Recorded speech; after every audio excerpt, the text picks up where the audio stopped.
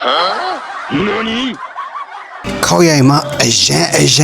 န်ကိုမိုက်တဲ့နေရာလေးခုတွေ့ထားနော်ခေါရိုင်ရဲ့တောင်တန်းတွေကြားထဲမှာတိတ်တိတ်ဆိတ်ဆိတ်နဲ့တည်ရှိနေတဲ့ဒီကဖေးလေးကိုမြင်လိုက်တာနဲ့ဆွစ်ဇာလန်ရဲ့ကျေးလက်ဒေသတစ်ခုရောက်သွားသလိုလုံးဝကိုခံစားစီရမှာပါစိမ့်လန်းနေတဲ့မြက်ခင်းပြင်တွေတောင်တန်းတွေရဲ့နောက်ခံရှုခင်းတွေလေငင်းအေးလေးနဲ့တဘာဝရဲ့အသံတွေ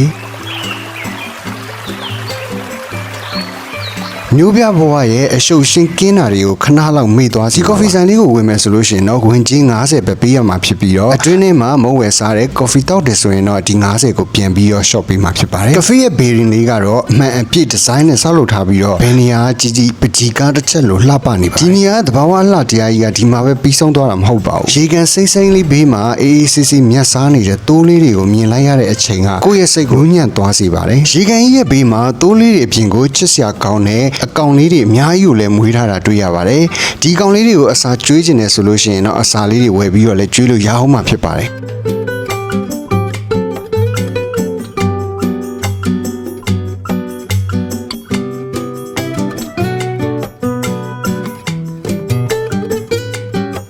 ကော်ဖီတစ်ခွက်ရဲ့ဘယ်ဂရီလေးတစ်ခုရဲ့တောင်တန်းရှုခင်းလေးတွေကိုကြည့်ရတာနဲ့တင်ပြီးပြည့်စုံတဲ့တင်းတင်းပိုင်ဆိုင်သွားရမှာဖြစ်ပါတယ်ခေါက်ရိုင်းကိုလာမယ်ဆိုရင်တော့ဒီနေရာလေးကမဖြစ်မနေ save ထားဖို့လိုပါဘာလို့လဲဆိုတော့ coffee တစ်ခွက်ထပ်ပိုတဲ့တဘာဝရဲ့ agent မှုလွတ်လပ်မှုစိတ်ကို agent စေမှုတွေကပိုဆောင်းပြီးရရှိမှာဖြစ်ပါတယ်ဒီနေရာလေးကတော့ bucolic cafe ပဲဖြစ်ပါတယ်ဒီနေရာလေးကိုသွားခြင်းလို့ location လေးလိုချင်တယ်ဆိုရင်တော့ဒီ video ရဲ့အောက်မှာ link ချပေးထားပါမယ်နော်ကျွန်တော်ရဲ့ video လေးတွေကိုထပ်ပြီးတော့ကြည့်ချင်တယ်ဆိုရင်တော့ကျွန်တော်ရဲ့ channel လေးကို subscribe လုပ်သွားပြီးတော့ like and follow လေးလုပ်ပြီးတော့ပါနော်အားလုံးကိုကျေးဇူးအများကြီးတင်ပါတယ်နောက် video မှာပြန်ဆုံပါမယ်နော်